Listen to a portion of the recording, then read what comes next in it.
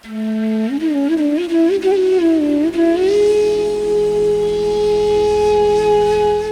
साहब ने एक पंक्ति में कहा है कि कर श्वास की सुमिरनी जपो अजंपा जाप, तो इस पे प्रकाश डालिए। ऐसे ही है हमारे साहब, निरंतर सुमिरन बना रहे। श्वास माने प्राकृतिक देह,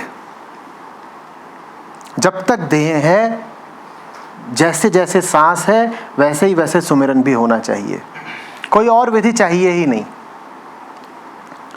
देह ही विधि है, जीवन ही विधि है, पल पल का बीतना, सांस का आना जाना ही विधि है।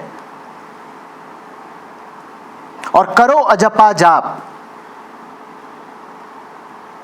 कुछ बोल करके, कुछ सोच करके, कुछ भी करके नहीं जपना है। बाहर जो कुछ भी चल रहा है चले, भीतर कोई होना चाहिए जो किसी को जप नहीं रहा है, क्योंकि मन की तो आदत है जपने की। मन जिसको जपना चाहे जपे, रुपए को जपना चाहता है जपे, वासना को जपना चाहता है जपे, पद प्रतिष्ठा को जपना चाहता है जपे। तुम अजपे में रहो। जपना तो काम ही मन का है, असली जप वो है जिसमें तुम जप से मुक्त हो गए। 3 स्थितियों की बात है, समझ में आ रही है?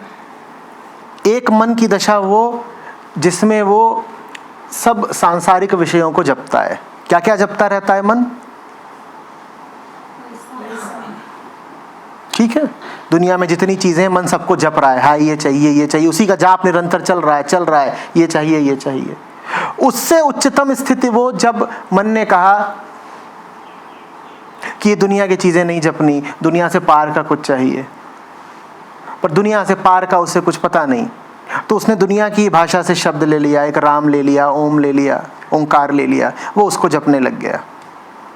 साहब उससे भी आगे की बात कर रहे हैं, साहब तीसरी स्थिति की बात कर रहे हैं। साहब कह रहे हैं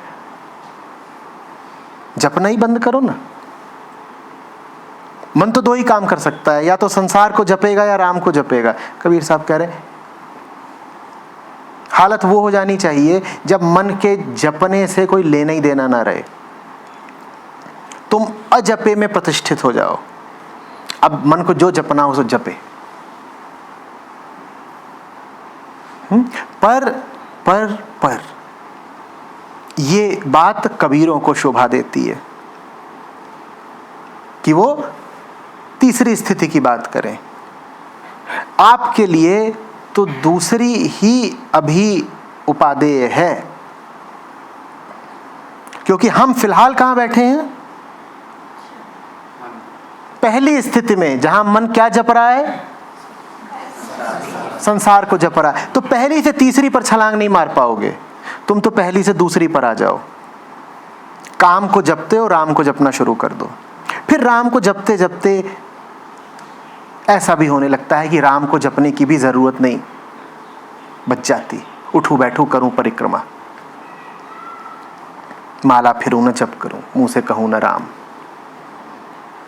ये लेकिन साहब को शोभा देता है कि कहें कि माला फिरूं न जप करूं, मुंह से कहूं न राम। आप ये मत सीख लीजिएगा कि न माला फिरनी है, न जप करना है, न राम का नाम लेना है। आप तो माला भी करिए, जप भी करिए, मुंह से राम का नाम भी लीजिए, लेकिन याद रखिए कि एक आखिरी ब्राह्मी स्थिति वो भी है जिसमें राम का नाम भी आवश्यक नहीं रह जाता, आप राम में ही प्रतिष्ठित हो गए।